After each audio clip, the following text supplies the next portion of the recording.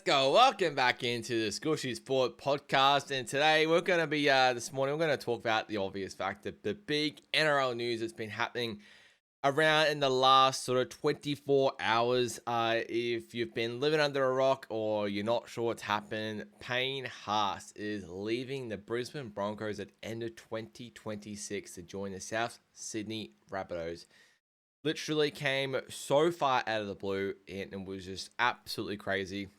We're going to talk a little bit about Adam Reynolds also retiring at the end of the year, and then I'm going to do a little bit of a trial review as well for the last few minutes of the podcast as well. But main thing is definitely going to be Payne Haas. We're going to talk about Payne Haas going to South Sydney for 3-year contract from 2027, so 2028 and 2029. Now, it came right out of the blue. It was absolutely out of the blue. Like, usually in the NRL world now you hear whispers or you hear rumors, that sort of thing. And something that just came up on my phone Sunday afternoon. I was strolling through the streets of Melbourne and then got a tweet and it said, Payne Haas leaving the Broncos off to South Sydney.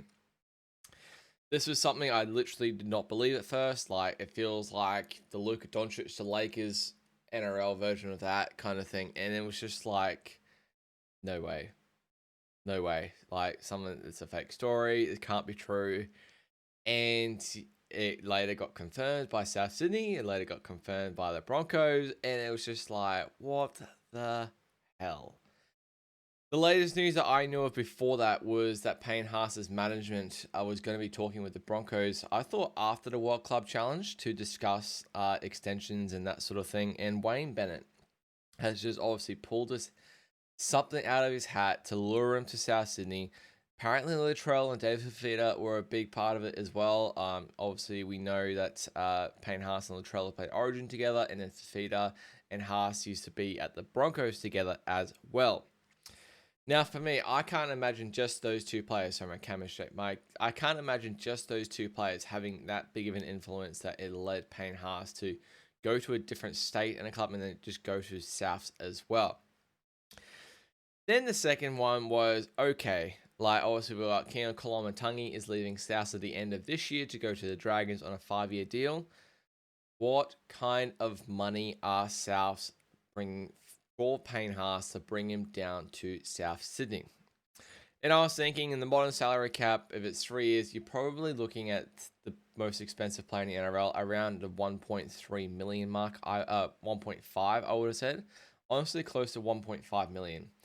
Getting to that type of level where the players are starting to earn that type of money, and if Souths are trying to land the best forward in the NRL, probably of all time in our generation, definitely, what kind of money are they offering? And at first, I was just like, it's got to be 1.5. They're just got to be absolutely like giving him the bag.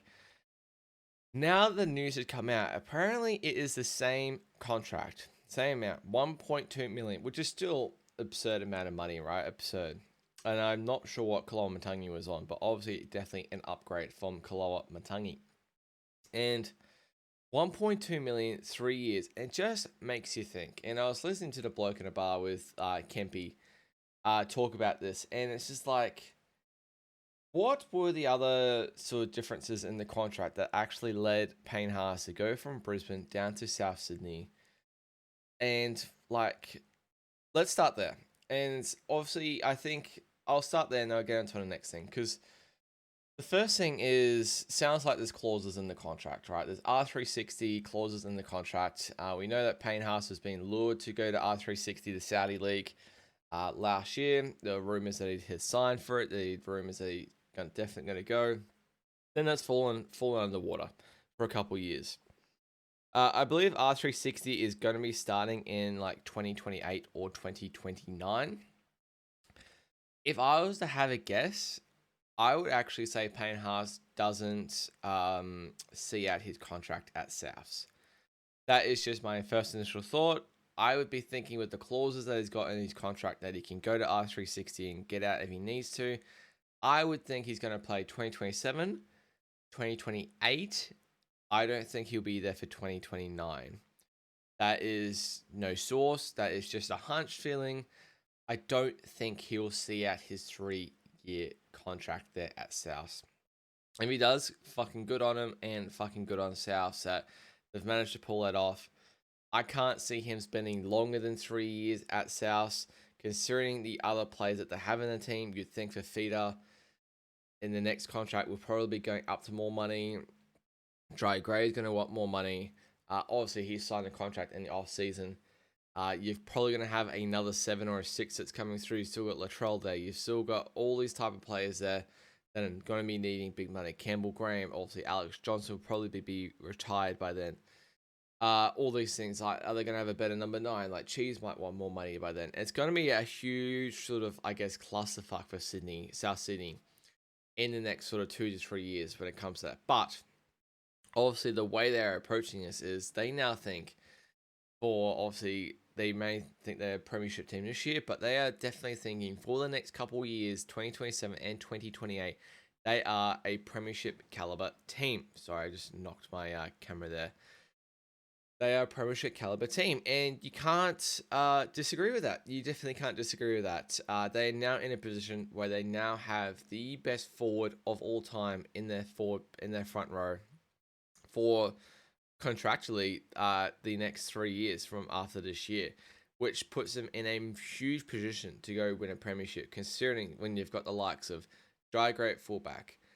I'd say Alex Johnson will be retiring within those next 3 years. You've got Campbell Graham in the other wing. You've got Latrell Mitchell at one centre.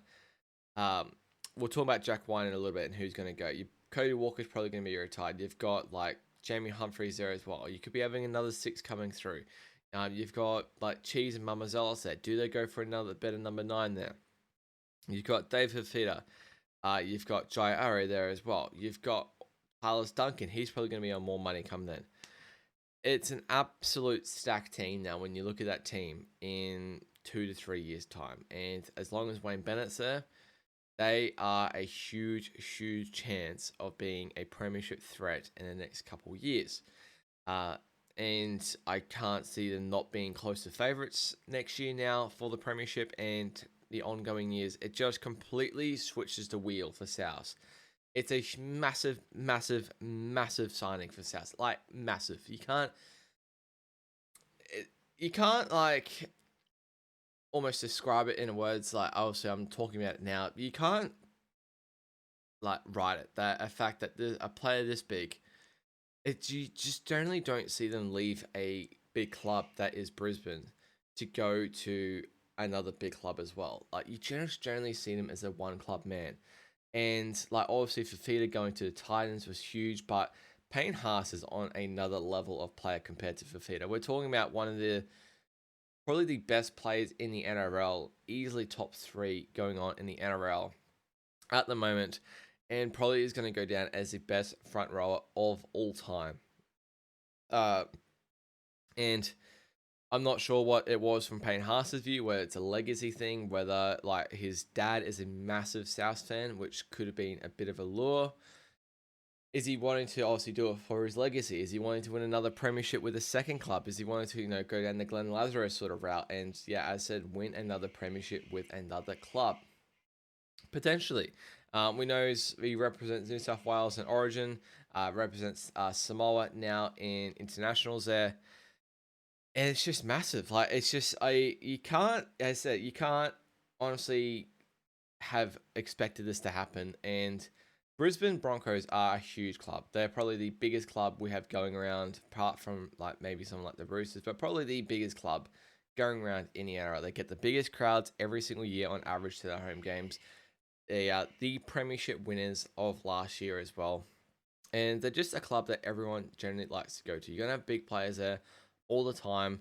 You're going to have probably generally a good coach there all the time, good systems in place. They're just a big club overall. Obviously, the salary cap is the same, but they do have a lot more money than other clubs going on in the NRL. Hence, they can play at a 52,000 stadium every week and nearly pack it out every single home game that they have. They get countless opportunities, primetime games, all that sort of thing. They're a big club. And it just generally means if you have a big player, whether it's like you look at it like a Darren Lockyer or like your Shane Webkes, that sort of thing. Like these players in the past, they just did not want to go to another club because they're already playing for the biggest club in the NRL. Now, don't get me wrong, South Sydney is one of the biggest and oldest clubs going around in the NRL. But it's just massive to think that I get the motto that no player is bigger than the team. And I get that. However, I think there is an asterisk when you put it next to that, where you look at someone like, we just talked about Luka Doncic, like in NBA. There's some in NFL as well. There's just some players in the sporting world that are just so freaking good at what they do that you do whatever you can to try and keep them at the team to keep pretty much success going. If they're at the club, you're gonna most likely have success there.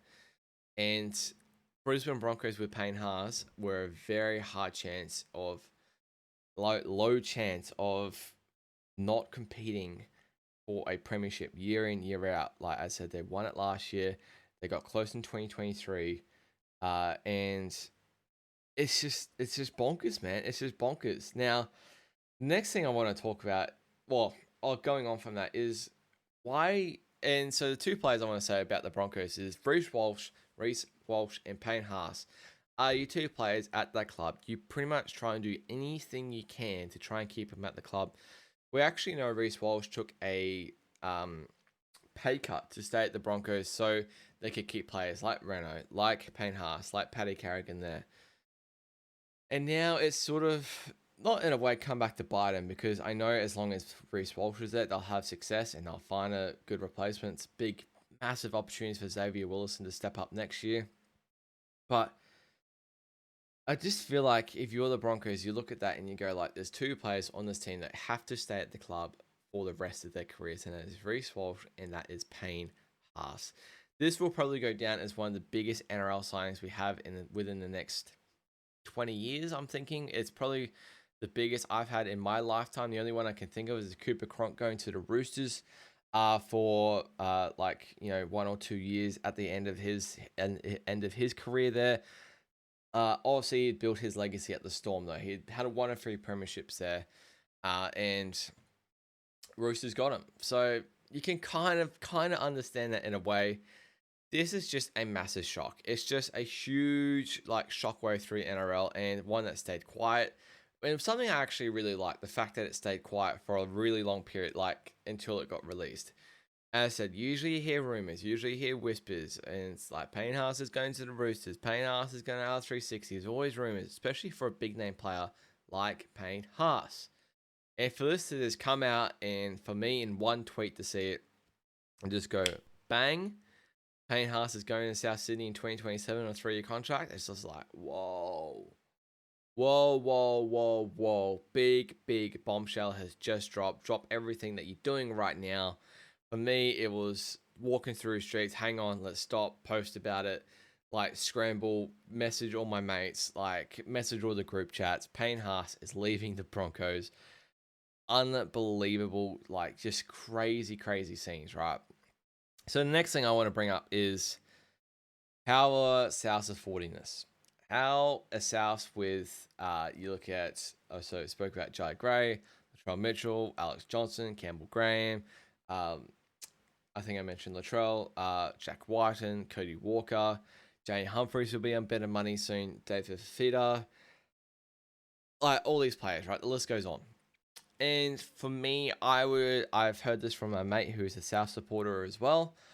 I would be pretty confident in saying that Cody Walker will probably be retiring at the end of this year or moving on for one more year. I'd say he'll be a one-club man. I'd say this would be Cody Walker's last year. And I would be saying that Jack Whiten won't be there next year either. Jack Whiten, I think, is on $800,000 a year. If they can replace that with a guy that's on $400,000, $500,000 a year center, then that's kind of where you get your money difference between going from Koloamatangi to Payne Haas there. That's where you sort of get your decrease there, along with Cody Walker going to, Ashton Ward, and obviously having Jamie Humphries there in the halves there as well. So I can see how Souths have done it. I can't imagine them having too much money left in the salary cap. The fact that they didn't have to offer higher for Payne Haas and they just did it with clauses either speaks volumes about the club, or they were they couldn't offer any more. And it's just, you probably would have thought if they had more money in the cap that they would have just offered it straight up with no clauses that he can go to R360. He's obviously looking in the future to have that massive, massive payday, whether it's going to be 3 million, whether it's going to be 4 million, to go to R360 in the future there and really obviously set up his career and family for the rest of his life and future generations, which you have to understand that point of view. Look at Dylan Brown going to Parramatta to Newcastle, 13 million. It's a massive amount of money, guys, but it's just interesting the fact that he is on the same amount of money next year in the next 3 years that he was at the Brisbane Broncos. So it's just like, yeah, it's hard to comprehend. And now you look at the Broncos next year, it's a huge opportunity for Xavier Willison, absolutely massive. You cannot put into words how big of an opportunity it is for Xavier Willison now to step up into this role now and really get his opportunity now in the front row and the biggest club in the NRL. We know he's an absolute tank. He's 2 meters tall. He's got massive size on him, and it's a massive opportunity to really put his stamp into this comp, put his authority into this comp, get his opportunity to maybe represent the Kiwis in the front row as well. It's a huge opportunity, and that's something that cannot go unnoticed for a guy like Xavier Willison. Even a guy like Ben Takura, even maybe Ben Tolte there as well. They will be looking at this opportunity thinking, wow, we've really got to knuckle down hard this year. Because come round 1 next year, that is a prime time spot in that front row. And a spot we never thought would, see exist. Obviously, you've got Corey Jensen there as well. And it's just a massive to replace that number 10 jersey there at Brisbane is a huge honour and huge opportunity for someone there at Brisbane. And a guy like, you got to probably look at a guy like Jonah Pezzett, who's probably looking at next year and thinking, sweet, I'm probably going to go into that 7 jersey. Got probably the best front row in front of me. Now he's got no Payne Haas. Reece Walsh must be thinking, holy shit, my captain and Payne Haas have just retired in the same, not retired, but moved in the same day. What is going on? He's just lost 2 of his best players essentially in the team. It's crazy the amount of things that you can actually talk about. But I just wanted to jump on here and just sort of, I guess, give my thoughts and just spew out a bit of shite and just what my thoughts are on the Payne Haas situation, because it's massive for the game and massive for Souths in the next few years. As I said, I do not think Payne Haas will see out his 3-year contract. I think you definitely get at least 1. I think you get 2 though. I think you'll get 2, and I think if all keeps going well with R360, if they end up having a comp there, I think you'll see him end up in R360 come 2029 or something like that, get his big payday, and whether he comes back to the NRL in the future, I'm not sure. I just don't think with the clauses that they've put, they obviously know something that Payne Haas and his management have said, we are looking to go there in the future. We want a contract that lets us go there, or lets Payne go there in the future. And maybe that was the big difference between Brisbane and South, that Brisbane didn't want to put clauses in the contract. They just want to keep doing 1-year extensions or maybe a 2-year extension, and not let him go to R360. Essentially, they want to lock him down for as long as possible, which I can understand. But now, as I said, this completely opens up the window for a Souths premiership in the next couple years. Definitely. As long as Payne Haas is there, you've got to give this team some sort of chance to go win a premiership. As I said, now that you've got Latrell Mitchell there as well, one of the better players in the comp. Jai Gray is only going to get better and better. You got one of the best try scorers of all time in Alex Johnson, the best try scorer of all time in Alex Johnson. And it just completely opens up a whole new world for South now that you've got a legit forward pack. And don't get me wrong, Coloman telling you is awesome, but was he really the guy, the alpha dog in that front row there to get them to a premiership?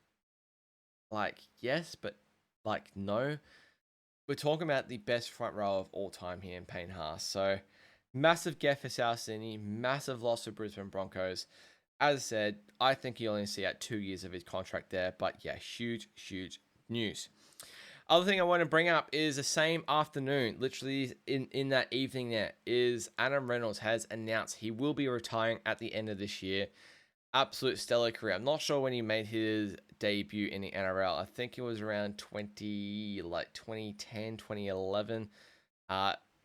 Huge career for Adam Reynolds. Two-time premiership winner, dual premiership winner, Souths and at the Broncos. Sounds like it was sort of mission accomplished for him last year, winning that premiership with the Broncos. Obviously had that heartbreak in 2023. And not the most surprising thing in the world. As I said, we know he's just always generally had injuries all of the year. He got injured in that grand final. What's his age now? I think he's sort of 37 now as well. He's going to be 36 this year, so he'll be 36 when he retires. As I said, stellar career, right? Absolute stellar career. And the captain of the Brisbane Broncos, again, another loss for Brisbane heading into next year, but something that we probably didn't see coming on the same day or pre-season. I thought probably would have happened during the season just to see how his body felt. Maybe the Payne Haas news kind of just spurred him on to sort of get that out of the way. We know Jonah Pezzit's going there next year, and they obviously haven't signed Jonah Pezzit to be a backup. They've signed Jonah Pezzit to be their next halfback of Brisbane there. I potentially thought maybe Pezzit goes there and redshirts for a year and learns under Reynolds for 1 year. But looks like that's obviously not going to be happening. Pezzit will start at 5'8" for Eels this year and then move on and play 7 for, as I said, arguably the biggest club in the NRL, which is this massive opportunity for Jonah Pezzit, being in that Storm system for a bit.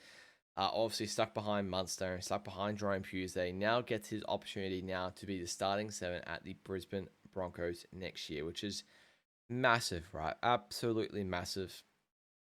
And it really definitely changes the dynamic of the team, because now you're going to look at this team next year, because Ben Hunt will be pretty close to retiring there as well. Just going to look up Ben Hunt's age now. I said he must be getting on there as well. He is 36 this month. Next month as well. So he's going to be the same age as Adam Reynolds this year as well. He's got to be pretty close to retirement there as well. So now you potentially could be looking at by next year Reece Walsh, Ezra Mam, Jonah Pezzit, and maybe Blake Moser there. Obviously, you got Billy Walters there as well. Now, no Payne Haas in the front row. The Brisbane team next year looks completely different. And obviously, we're a full season away from that. But I cannot wait to start doing previews for this team heading into next year. It's going to be unbelievable what Madge is going to be able to do, whether he goes for a big off-season move. Obviously, now you've got $1.2 million in the bank now to go sort of explore. Probably more now that Adam Reynolds is leaving and you've gone down to Jonah Pezzit. Potentially Ben Hunt leaving as well, but he was on a pretty low contract there as well. It's just the doors are completely open, man. You've got Selwyn Cobbo money there as well. It's just like, oh my goodness. Brisbane Broncos probably have a lot of money now next year to go and really open up a lot of doors for them heading into next year, which is crazy to think about, and very different dynamic heading for Brisbane next year. So I just wanted to briefly talk about Adam Reynolds obviously retiring. The number 7, you're going to have different goal kicker next year. Probably be Reece Walsh. It's just a completely different dynamic. And Jonah Pezzit is a different player to your Adam Reynolds as well. Going to be very interesting to see how Madge goes about coaching this team and where he looks into this next year. And I'm definitely not discounting Madge's ability at all. He's won premierships now at the Broncos, Souths. He's been part of the Kiwi team that smashed Australia. Was it 38-0 a few years ago? He's won a Origin series in Brisbane that decided with New South Wales. He's won the Super League. He's done it all, right? He's one of the best coaches of all time, probably the most underrated coach of all time, I would probably have to say, compared to your likes of Bellamy, Wayne Bennett, Ivan Cleary, that sort of thing there as well. Definitely goes into the annals as one of the best of all time.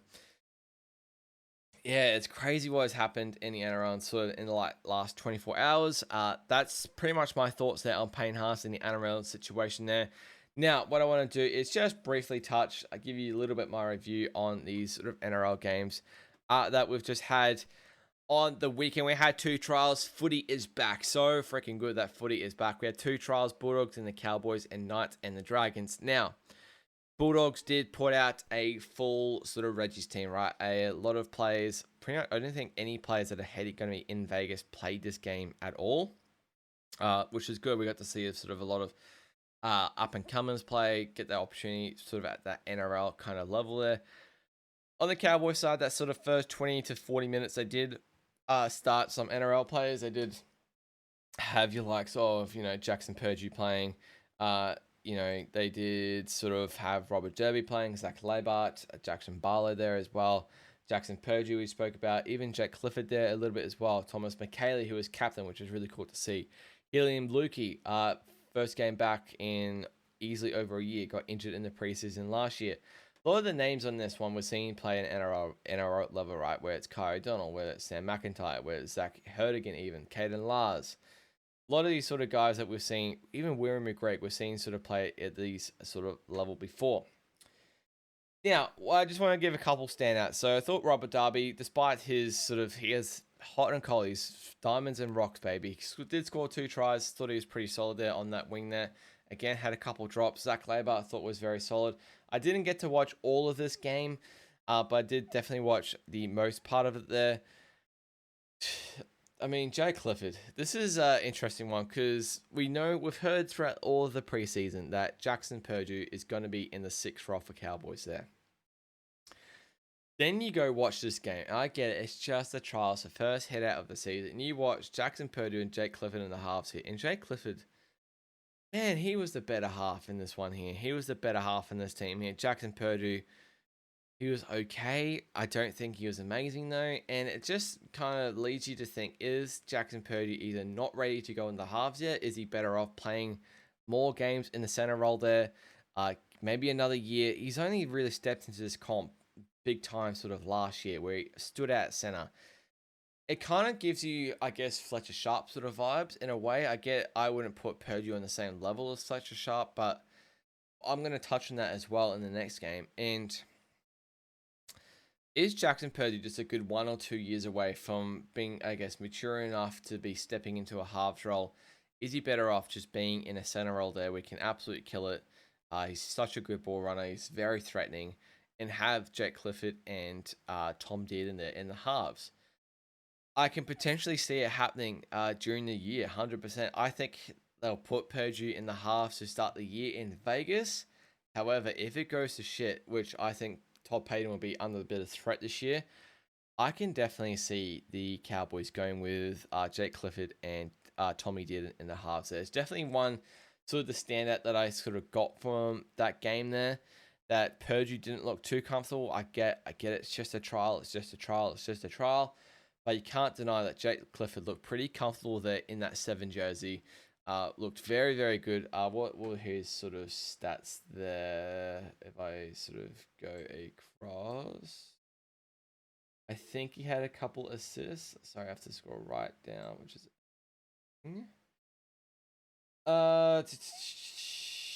yeah, still not coming up. Anyway, I'll leave that there. But I said Jake Clifford I thought looked better than what Jack in the 7 than what Jackson Purdue looked there in the 6. So yeah, very interesting there for the Cowboys. Obviously, Helium Lukey played about 20 minutes. It was really good to see him score a try there, busted through in the first 5 minutes there. I would say he gets a starting jersey there on the right edge for the Cowboys there to start the year. A guy that obviously would have been starting there last year, which is a shame that he wasn't. But again, good to see Helium Lukey back and healthy. Now, the Bulldogs, a couple standouts for me. I thought Justin Matamua was really good in this game as well. Eamon Fitzgibbon scored a couple tries there in the second half. That is the son of Craig Fitzgibbon, which is really cool to see. Again, not too much that you can really take from this game from the Doggies there, just to kind of Reggie's hit out. I believe from what I've heard from like Gus Gould that they will be having they will be what's the word I'm looking for? Starting a bit more players this week. I believe we'll probably see like Matt Burnham. I don't think we'll see Mitch Woods because he's injured. But I'd say we might see a bit of Critter, might see a bit of Connor Tracy. I don't think, sounds like Carraz won't be playing. He's suffered a little bit of a setback. But sounds like we'll definitely see a bit more of a lineup named this week. Definitely for the Bulldogs. I think they are playing the Knights this week. I could be wrong. But yeah, just wanted to sort of give my thoughts on that one there. All right, let's quickly cross to the Dragons and Knights game here. So, Both teams essentially kind of started a half-strength team in that first half there. One of the standouts I want to start with the Dragons is Cade Reed. I thought he was unbelievable. Hadn't really heard too much of this guy previously before. And scored an unbelievable try. Just an instinct play to put that little grubber through it and regather it. I thought it was unreal. Kicked a couple for 2 out of 5 in conversions, but I thought he looked really settled into that 7-year-old there for the Dragons.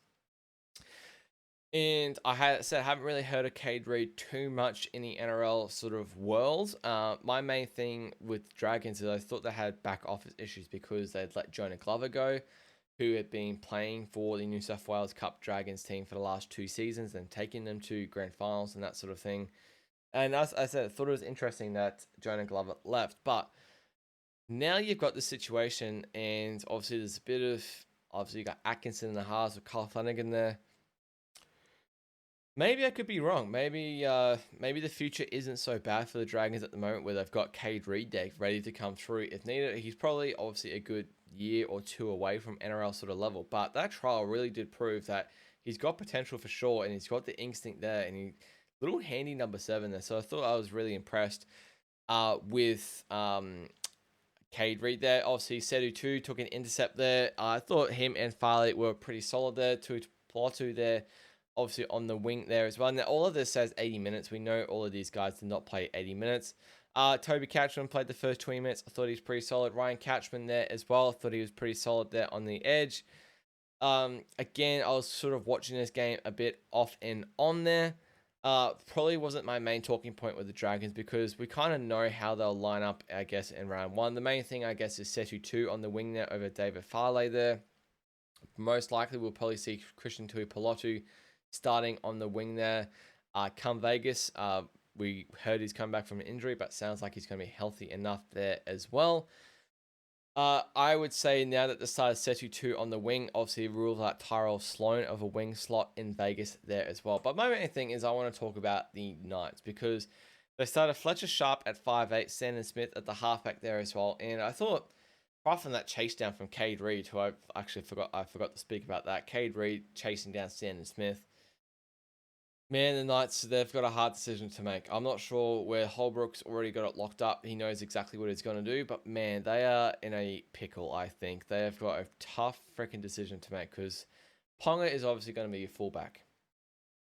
Now you're in a position where you've got like Fletcher Sharp, Sandon Smith, and Dylan Brown there who can all play in the halves. You're obviously going to put Dylan Brown there in the halves. I think he has to be your 6. It's been proven he can't play the 7. Then that leads to the point where you put Fletcher Sharp at 7. Then do you have the kicking game that Newcastle is after? That means do you put Sandon Smith in the 9/14 role? Where do you put Phoenix Crossland? If you want to put Dylan Brown and Sandon Smith in the halves, that means you put Fletcher Sharp there on the wing. That means you boot Greg Marzhew out. I think Greg Marzhew is still really good at NRL level. It's almost like too many cooks in the kitchen for Newcastle. It's kind of like the Titans situation that we've seen in the past where they're trying to fit in AJ Brimps and Jaden Campbell, Keanu Keeney, all these freaking players along with like Kieran Foran and Tanner Boyd into the halves there. And it's just an absolute clusterfuck. And it just doesn't end up going the way that it should. And they've got to either pick the combination and stick with it for 6 to 8 weeks. I would have probably thought like the starting stand at 7 in a trial. We'll probably see how they're lining up this week, I guess, as well. That he'll probably be starting 7 in Vegas as well. I'm not sure with Fletcher Sharp. I've literally got no freaking clue what's going to happen there. I've just got no idea. He's so freaking good with the ball. But it's kind of similar to the Jackson Purgey situation. Is he like so good that you need him to have the ball more often? Or do you still give him a year or 2 on that wing role there to sort of develop into a better player? And then later on, get him into that halves role there. Oh, it's just such a predicament. I honestly can't pick it. I don't know what I would do if I was Holbrook. Again, it's kind of a good problem to have in a way. I guess like you're one injury away, like a Ponga gets a HIL, something, an injury that he's had in the past. You can put Fletcher Sharp into that fullback spot there and it's kind of problem sorted. But you've got KP there. You're not going to boot KP out of the team. You're not going to boot Dylan Brown out of the team.